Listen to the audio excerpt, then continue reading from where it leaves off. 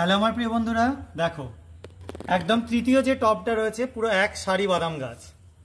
এবার এটাও চীনা বাদাম গাছ এবং আমার শীতকালে লাগানো গাছ এটা।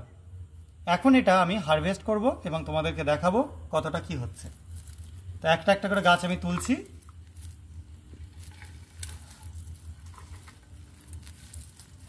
দেখো এই গাছটায় এই বাদামগুলো হয়েছে। আর একটা গাছ দেখো,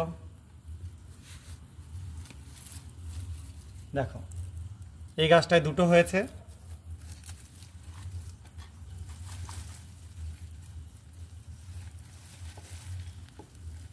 এটার জন্য কিন্তু একটু ঝুড়ো মাটি দরকার লাগে। তোমরা যারা বাড়িতে বাদাম গাছ করবে অবশ্যই ঝুড়ো মাটি করবে। দেখো এটা একদম ভর্তি হয়েছে, দেখতে পাচ্ছ? আরো দেখো,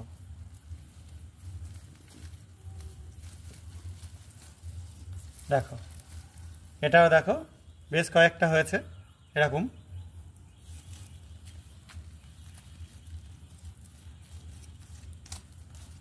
এটা হচ্ছে 5 নম্বর গাছটা। দেখো এখনো যদিও মাটি লেগে রয়েছে, এগুলোকে আমাদের পরিষ্কার করতে হবে তবেই খাওয়া যাবে। আর এটা হচ্ছে শেষ গাছ। আমার ছাদেতে যে কটা ছাদ বাগানে বাদাম গাছ করেছি এটাই শেষ গাছ। দেখো এটা তো ধরেছে, দেখতে পাচ্ছ? তো এইটুকুনি একটা টবের মধ্যে থেকে, তাও খুব একটা উঁচু টব না, ডেপথ নেই বেশি। তো এই টবেতেই দেখো এতগুলো বাদাম হয়েছে এবং মাত্র 6খানা দানা, 6টা বাদামের দানা বসিয়েই এতগুলো তোমরা বাদাম পাবে। আর আমি আগের দিন আরও 10টা বাদাম গাছ অন্য জায়গায় বসিয়েছিলাম, সেখান থেকেও দেখো এত পরিমাণ বাদাম হয়েছে। তোমরা নিজেরা বাড়িতে করে দেখতে পাবে, মন একদম ভরে উঠবে। ঠিক আছে, খুবই অল্প খরচের মধ্যে তোমরা শুধু বাদামের দানা বসিয়ে দিয়েই তোমরা যদি 10-12টা দানা একটু ফাঁকা ফাঁকা করে বসাও, তোমরা তো দেখতে পাচ্ছ এখানে খুব গায়ে গায়ে বসানো ছিল, তাতেও এত সুন্দর বাদাম হয়েছে। কিন্তু মাটিটা একটু কিন্তু ঝুড়ো রাখতে হবে, গুঁড়ো গুঁড়ো মাটি রাখতে হবে। প্রয়োজনে মাটিতে একটু বালি মিশিয়ে দেবে, তাহলে দেখবে আরও সুন্দর বাদাম হবে।